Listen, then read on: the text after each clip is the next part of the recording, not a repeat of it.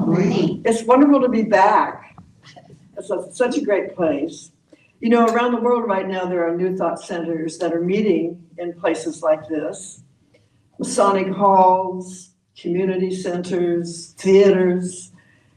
But for every place we meet on Sunday morning, it's a sanctuary.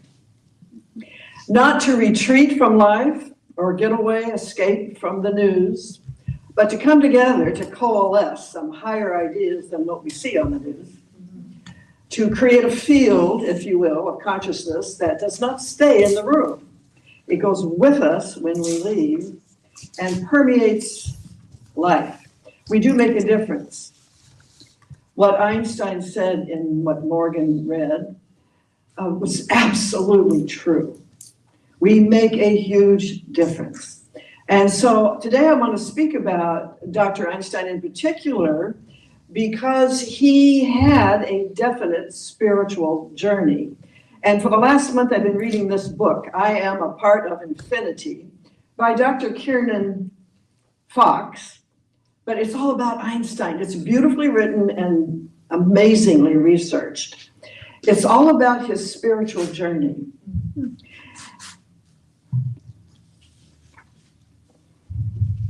Einstein was called an atheist or an agnostic, but both of those were wrong. He did not believe in traditional man-in-the-sky God of religion, but he definitely felt the presence of the more. You may remember when I was here 2 weeks ago, I quoted Christian monk, David Stendhal Rost, who said, the monk experiences God as the more, but not the separate. It's not a theological construct, it's an experience. Well, this is kind of what Einstein felt. What I found so fascinating about this particular account of his spiritual life was that, and I never knew this, and I imagine you didn't either, Dr. Albert Einstein, one of the greatest scientists we've ever had on the planet, wanted to create a cosmic religion. He wanted to create a religion that was all about our oneness with each other, with the universe, with nature, with the planet, that we cannot be separate from our source. And he also believed that there was one source for everyone, for everything, which is very much a part of our teaching. You really will start to recognize this. His cosmic religion was non-dualistic, and a non-dualistic understanding of existence. And you know, I think I talked about this last time, but religion has, its role was to explain the universe to people as they perceived it in the times that those religions came to be. And as Joseph Campbell said, they were for another time, another people. They don't necessarily work in today's world. Now, I want to qualify that.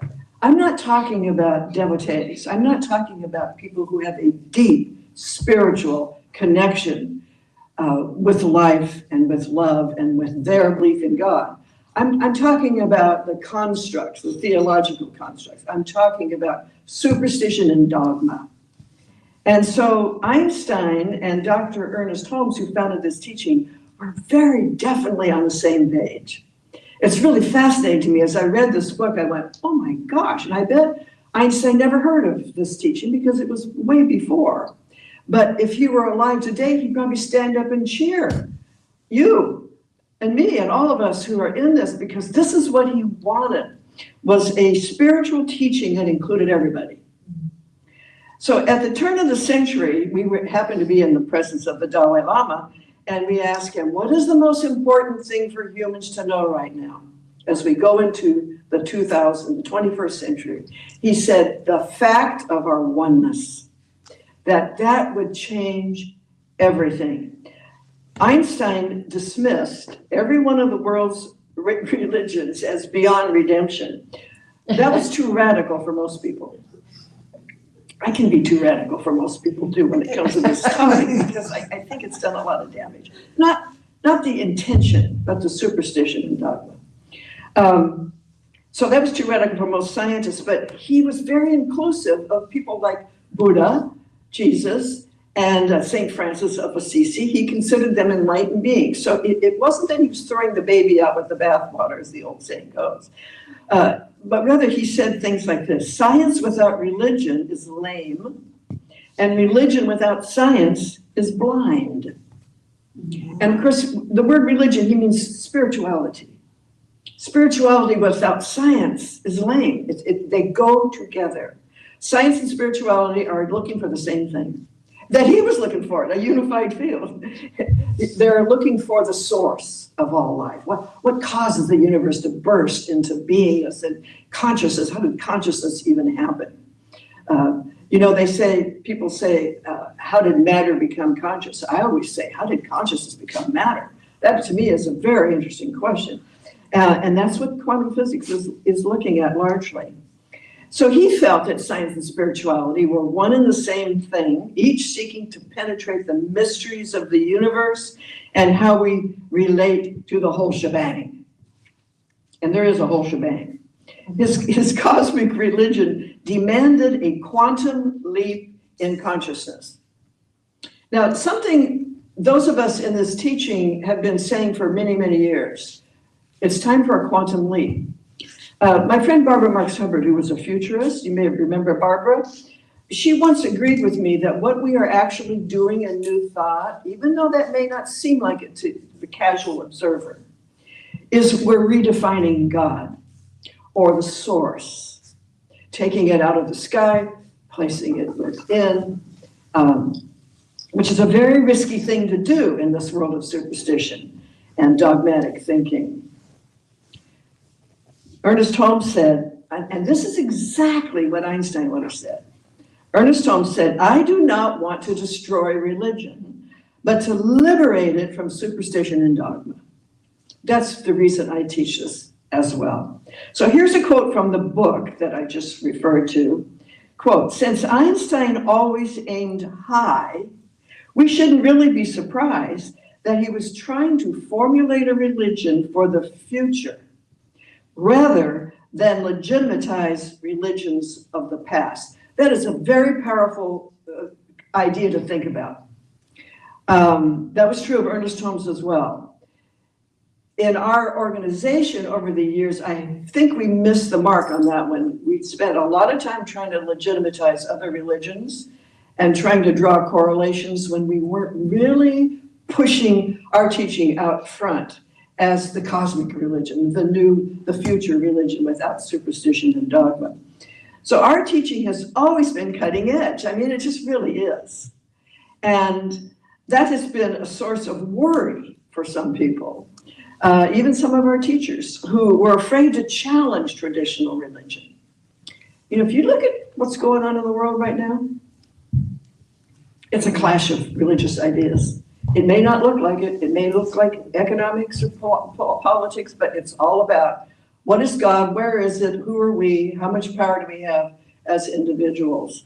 And it's a very potent time to be alive. My friend Dr. Jean Houston says, we were born for this, don't complain. There's a reason you're here right now with your mind and your full heart and your willingness to look at new ideas about everything. This is important.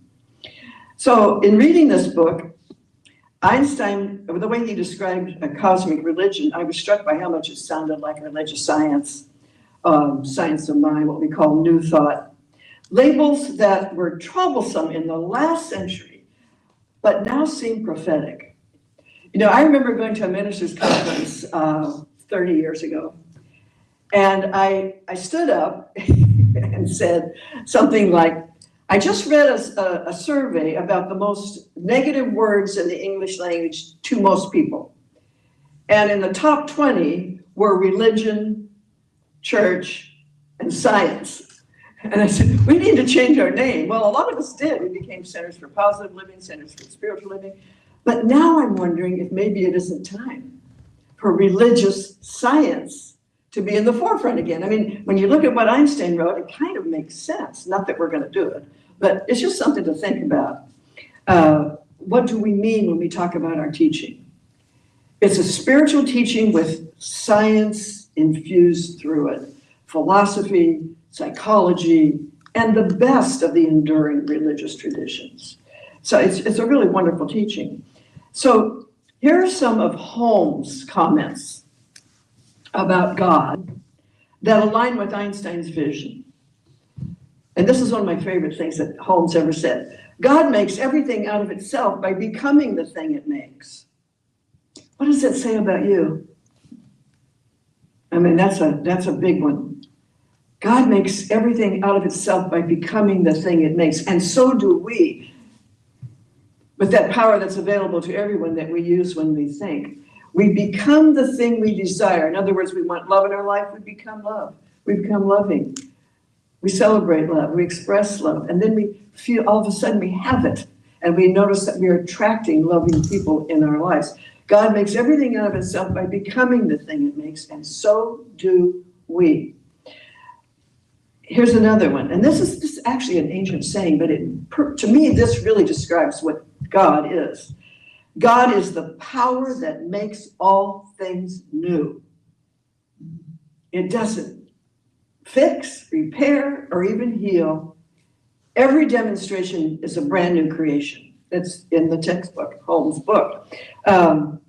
It doesn't repeat. It doesn't dole out rewards and punishments. When it acts as law, it's a neutral principle.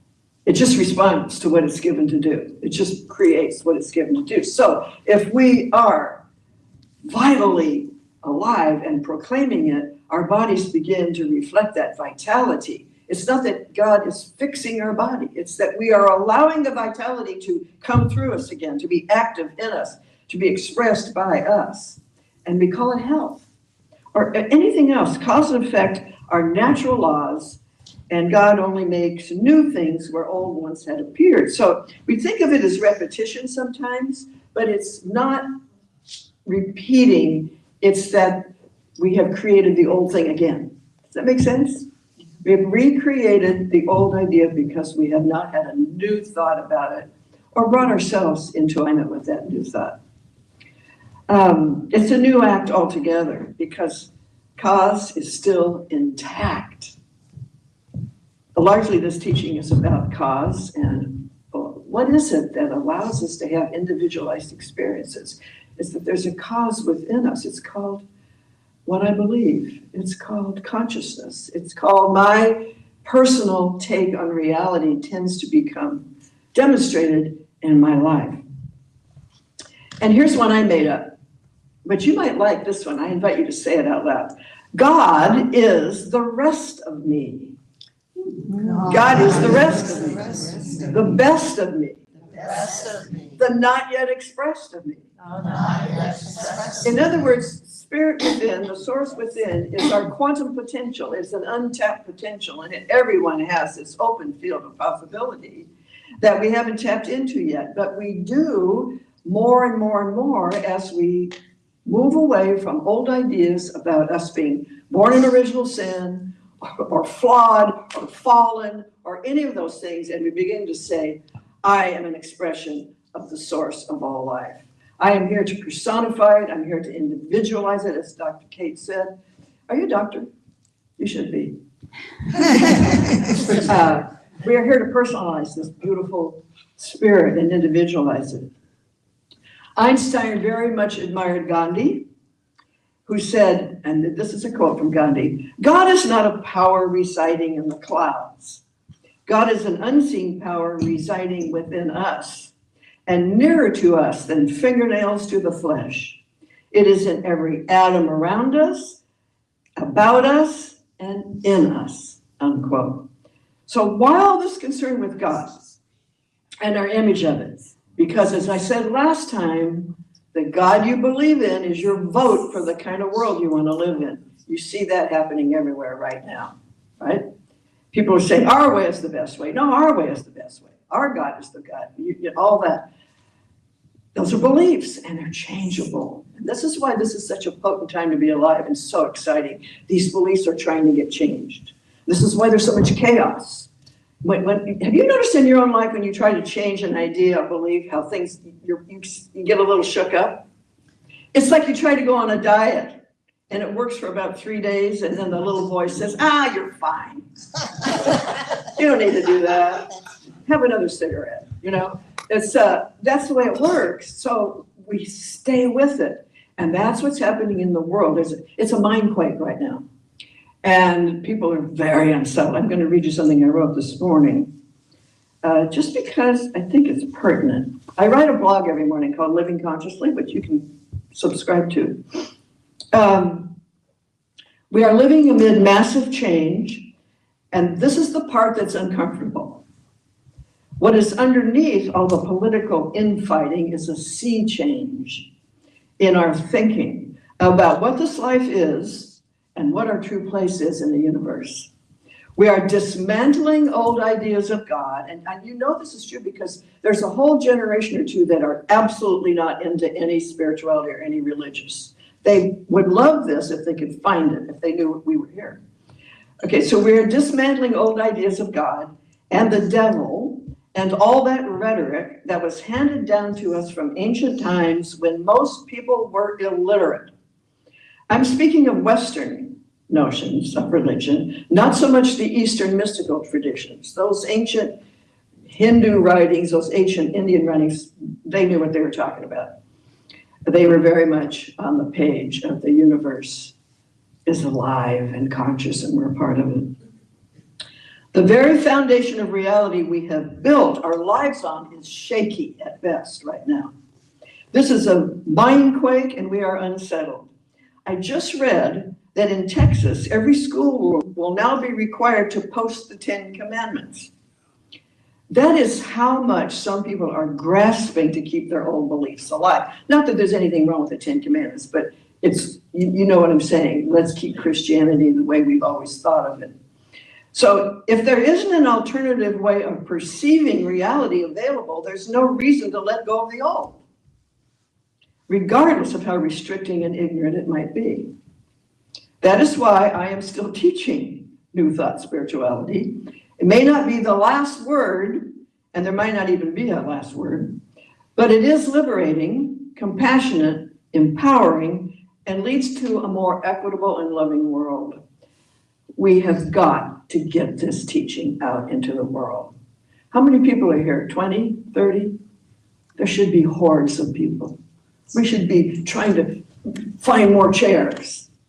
And I have had a big center in the past. I know how powerful it is when you get several hundred people together or thousands, loving this teaching and practicing it. Okay, where did I leave off? Look around and we will see, I already said that. The denial of the feminine, it's a whole other talk, I'm going to do that someday. The denial of the feminine in our world is the result of ignorant interpretation of metaphor and symbolism. The current occupant of the White House, you know what he's doing right now? He's having the Rose Garden paved over. No. Now that is a denial of the feminine, denial of beauty, denial of Mother Nature. Just pave it over, he's putting up a bunch of flagpoles. Nothing beautiful, nothing of the natural world. This is the toxic masculinity that has been running this world for too long. And that's another talk. So for now, I'm going to celebrate this teaching, which is truly cosmic. I always say it's not theology, it's more of a cosmology. It's a look at the universe and our place in it. It's an evolving awareness. Sometimes I pick up the Science Mind book and I open it, and I've been reading it for 40 years. I'll say, I never saw that before. Or I'll say, oh, that's what he meant. Because I've evolved. I have grown my own awareness and my own acceptance of his ideas. So every class we take, every treatment we do, whether we give it or receive it, every idea we see manifested, every demonstration we make, anchors our soul and our mind in this moving feast of life. Anchors, and then we're happy to be here. You know, when you see your connection to the invisible, and you have a heart's desire, and it comes true in some form, are you not lit up? And you say, oh my gosh, I will never doubt this again. Of course you will, but then you go back, you go back and you keep building and evolving with every demonstration. It's really important. I want to read something right out of the book, if you'll bear with me a minute. that Einstein wrote, a couple of things, because he's talking about how hard it is to get people to practice these kinds of teachings, even if they know them. Let's see if I can find it. He says, the real difficulty, Einstein realized, the difficulty which has baffled the sages of all time is rather this: how can we make our teaching so potent in the emotional life of people that its influence should withstand the pressure of the elemental psychic forces in the individual? In other words, the little voice that says, go ahead and have another drink. He was amazing. Century after century, the same problem confronted every spiritual system seeking to elevate humanity: how to convince people to choose a higher path rather than coerce them into embracing it out of fear. You see, isn't that us? We don't do fear here. There's nothing to fear. A little more. In Einstein's words, to look upon social problems as so many opportunities for joyous service towards a better life. That's what we're here to do right now. The perennial problem, Einstein realized, was to help people see that moral conduct does not mean merely a stern demand to renounce some of the desired joys of life, but rather a sociable interest in a happier lot for all people. Don't you love Einstein now? One more thing. For Einstein, this wasn't some mystical mumbo jumbo. On the contrary, a feeling of empathy and interconnectedness with other animate beings was precisely what remained after the purging of religion of all its associated nonsense. What's left without superstition and dogma is the essence of the original teachings. And they were all beautiful in their original. They were all beautiful in their original. To embrace ahimsa, which is love for all, was simply to put into practice what he knew from his own highest personal experiences of the one. So, Einstein insisted that the most important element was wonder. And he said, how long has it been since you went out and looked at the night sky and were just blown away by the immensity of it? Or the sense that I'm a part of that, or the sense of I'm so small and it's so huge. Either way, both interesting realizations. The wonder of life, it's just a mystery. He said, life is not a mystery to be solved, it's to be lived. To live in the mystery and keep evolving. So, what can a wonder-filled mind do? Well, it's boundless. And so I affirm for each and every one of us here today that we have a reconnection to our beautiful teaching, that we allow ourselves to embrace the more of it, which includes a lot of the new science, that we allow ourselves to see ourselves as an important aspect of bringing positive change into the world. Every person we meet, every conversation we have, it's an opportunity to express the wonder of living in this life. I feel like doing a treatment. Mm-hmm. Just join me in knowing there is only one power, one source, one beingness, one something that is behind, underneath, within, and around everything. It is being everything, expressing as everything. Animal, mineral, vegetable, humanity, all beings everywhere throughout the universe are expressions of something beyond comprehension and yet so deeply personal. I know that each and every one of us here today has a deep realization of our place in the world right now and how important we are to the whole. We give ourselves over to the ideas that want to come through us, uniquely for us, by means of us, to bring more joy, love, and wonder into the world. That we are not here to convert anyone, rather to demonstrate what a belief in oneness can do and what a joy it can bring. And so we bless this place. We bless Reverend Kate and Reverend Maureen and all of the practitioners.